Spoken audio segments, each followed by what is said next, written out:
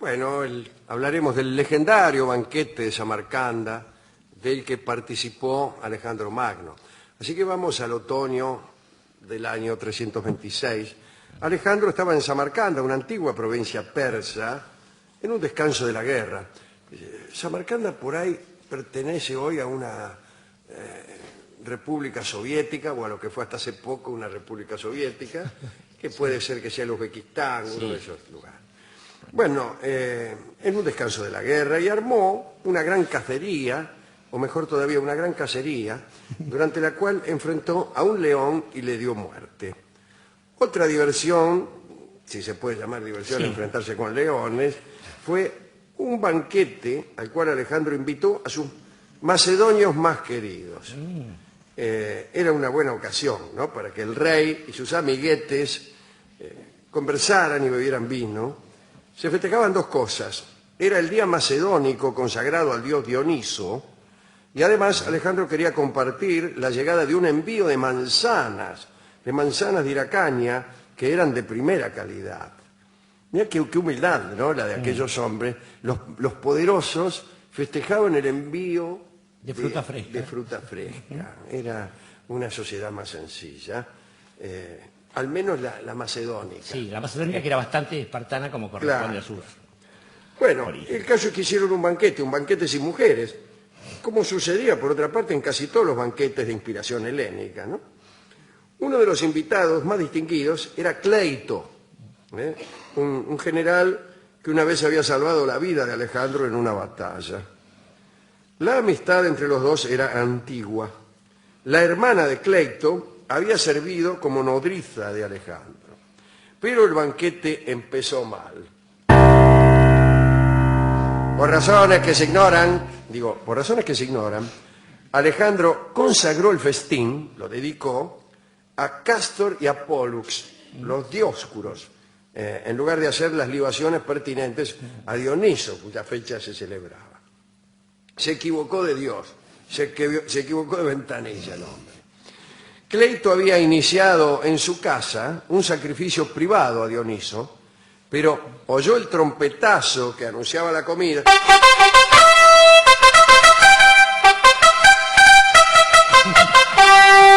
Bueno, Está medio rancia la comida.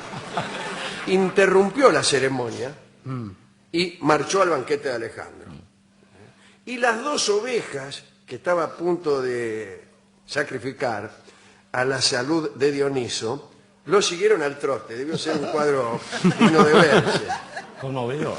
Claro, apareció en el banquete con dos ovejas atrás. No es una buena forma de entrar a la entrega de los Martín Fierro. Pero si no hay chicas en el banquete, ¿qué es eso? Y Alejandro consideró que esa escolta era de mal agüero. Le ordenó a los sacerdotes que pidieran a los dioses por la seguridad de Cleito. El banquete empezó entonces con Alejandro dedicando sus libaciones a dioses equivocados y con Cleito habiendo interrumpido las suyas. Por si fuera poco, y esto era lo más grave, todos los asistentes bebieron vino puro. Y esto estaba absolutamente prohibido en la Hélade, donde solo se tomaba un vino muy rebajado.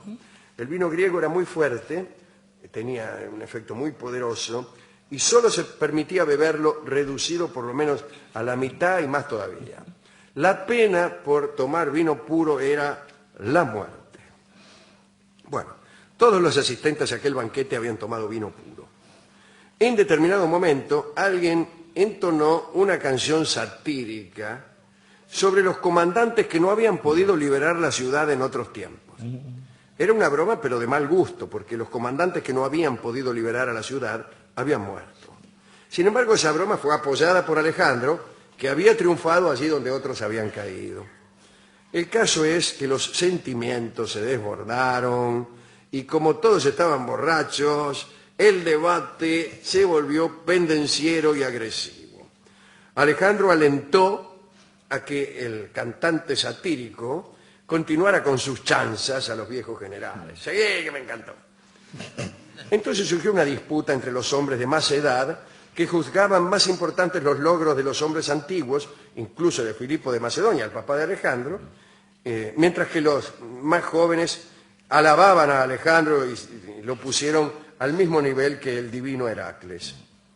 Cleito que era mayor que Alejandro y que estaba tremendamente borracho, se burló de Alejandro. Le dijo. Y también de sus pretensiones de ser el hijo de Amón. Volvió a decirle. Entonces Alejandro, ante esa burla, le arrojó una de esas manzanas de las que hablábamos y le encajó un manzanazo en el marote que casi lo duerme. Como los insultos de Cleito continuaban, Alejandro trató de tomar un arma, pero sus amigos lo detuvieron por la fuerza, mientras que Alejandro de Macedonia forcejeaba. ¡Déjame que lo mato! Bien. Un tal Ptolomeo, había muchos Ptolomeos en aquel ejército, algunos de ellos tuvieron la precaución de fundar una dinastía que vino a desembocar en Cleopatra. En Cleopatra, efectivamente. Un tal Ptolomeo se llevó a Cleito fuera del bailongo, le dijo, tranquilízate, Cleito. Un corneta hizo sonar una alarma y entre varios lo sacaron a la calle, Cuando se quedó solo, Cleito apenas podía sostenerse, pero volvió, vio cómo son los curas. Volvió y enfrentó a su amigo Alejandro con más insultos. ¿Qué te pensás?, le dijo. Alejandro, que también le había dado al vino como para cuatro, redondamente se lanzó sobre Cleito. ¿Qué tanto ni qué tanto?, dice. Y esta vez lo atravesó con su espada y Cleito cayó finado. El propio Alejandro se juzgó severamente. Además de matar a un amigo, había matado también a un invitado. Bueno, eso era una circunstancia tremenda e imperdonable en aquella civilización. Durante unos días Alejandro se consideró indigno. Plutarco cuenta que varios tuvieron que sujetarlo para que no se matara con la misma lanza que había extraído del cuerpo de Cleito. Por 3 días no probó bebida ni bocado hasta que se temió por su salud y por su cordura. Diversas personas entraban en sus aposentos solo para observarlo e impedir que se suicidara. Fue entonces cuando varios personajes cercanos a Alejandro desplegaron diferentes recursos para sacarlo de su estado. Alarmados por el estado del rey, los soldados macedonios convocaron a una asamblea y en ella condenaron a Cleito por traidor y mandaron decir a Alejandro que su acto ya estaba legalizado. Pero, por muy tranquilizador que fuera el perdón de los soldados, Alejandro no se perdonó. Otros condenaron al vino, le hicieron saber a Alejandro que su crimen era hijo natural de la ingesta de esa bebida, pero Alejandro no encontró en esa excusa tranquilidad y echó a los consejeros que trataban de aliviarlo de ese modo. Siguió lamentándose y debilitándose sin comer y decidido a perder la vida e incluso el imperio para pagar su crimen. Finalmente se presentó el sacerdote de Dioniso, aquel dios que no había sido agasajado, y le prestó los auxilios más eficaces. Le explicó que cada dios tenía su arma de castigo. Zeus esgrimía rayos, Poseidón olas y terremotos, Afrodita pasiones trágicas, y el arma de Dioniso era la locura. Dijo que Alejandro se había olvidado de Dioniso en su día y había hecho sacrificios a favor de otras deidades, por lo que Dioniso se había ofendido. Por esa ofensa Alejandro había tenido su castigo, que era precisamente la locura. Estas palabras sirvieron de consuelo a Alejandro, pero los aceptó. Las aceptó porque vivía en una cultura que creía que los hombres no eran otra cosa que instrumentos de los dioses. Más que nada las aceptó porque le convenía aceptarlo. Estaba esperando que alguien le dijera unas palabras tales que lo sacaran de aquella situación. Bien. Alejandro entonces admitió que había cometido el crimen estando invadido por una locura que había sido insuflada por un dios enojado y se consoló. Premió al sabio Aristrando, que era el que le había contado todas estas macanas, y comenzó a recuperarse poco a poco y así vivió un par de años más, creyendo que el crimen había sido una orden divina. De todos modos, esa era ciertamente una idea de los griegos, que no éramos sino instrumentos de los dioses. Incluso lo creían con las buenas obras. Los artistas, y especialmente los artistas manuales, eran despreciados porque pensaban que era el dios el que los poseía y el que hacía las obras. Bueno, canta diosa la venganza de Aquiles de Peleo. No es la invocación a la diosa que se hacía antes de cualquier obra, no era otra cosa que la exteriorización de esa creencia. El artista era instrumento de los dioses, y entonces antes de ponerse a cantar al compás de la vihuela, pedía a los dioses del Olimpo y después a los santos del cielo, claro, que lo ayudaran, que lo poseyeran, que escribieran la obra por él.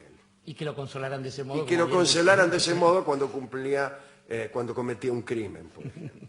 Que dijeran, no, hemos sido nosotros, ¿no? Viejas paradojas del determinismo. He cometido este crimen, señor juez, porque ya estaba escrito, ¿qué podía hacer yo? Y el juez contesta, te condeno a muerte porque ya está escrito, ¿qué puedo hacer yo? Claro. Muy bien, hemos ido... Es literatura, ¿no? Lo que hay en el medio de esas dos frases. Hemos ido a la discoteca, hemos contado esta historia, y al discotecario que me contó que él tenía un cuñado que estaba poseído, no se acuerda por quién, no se acordaba por quién, pero en todo caso nos dijo que el vino era lo peor que podía hacerse. Sí, ¿sabe que usted hablaba del vino griego? Ese vino, con el correr de los años y de los siglos, empezó a llamarse vino turco, y de ahí viene esto de perdido como turco en la neblina, porque el vino turco no se podía tomar puro, dado que conducía a la locura, y entonces, ¿qué se le hacía? Se le echaba agua. Al echársele agua, ¿qué se lograba? Bautizarlo. Aquel que no estaba bautizado era un infiel, es decir, un turco, y lo que uno se agarraba con la borrachera era una turca, y ahí lo de perdido como turco en la neblina. Yo creía que los turcos venían a los pueblos de la provincia de Buenos Aires de a pie, con unos bultos a vender, y como venían de a pie, se perdían en la neblina, ya que no contaban con el auxilio sabio de un equino. Si no, se hubieran clavado un vaso de vino y entonces hubieran sido poseídos por los dioses que saben dónde queda Tapalqué, por ejemplo. Bueno, muy bien. Bueno, Como quiera que sea, Entre Kurdas se llama, mejor dicho, ni siquiera se llama Entre Kurdas. Duelo kurda Es una milonga que se llama Duelo Kurda, es una de las milongas de Jorge Vidal, y evidentemente es una milonga que demuestra cuánto mal puede hacer el vino. y los duelos. Adelante.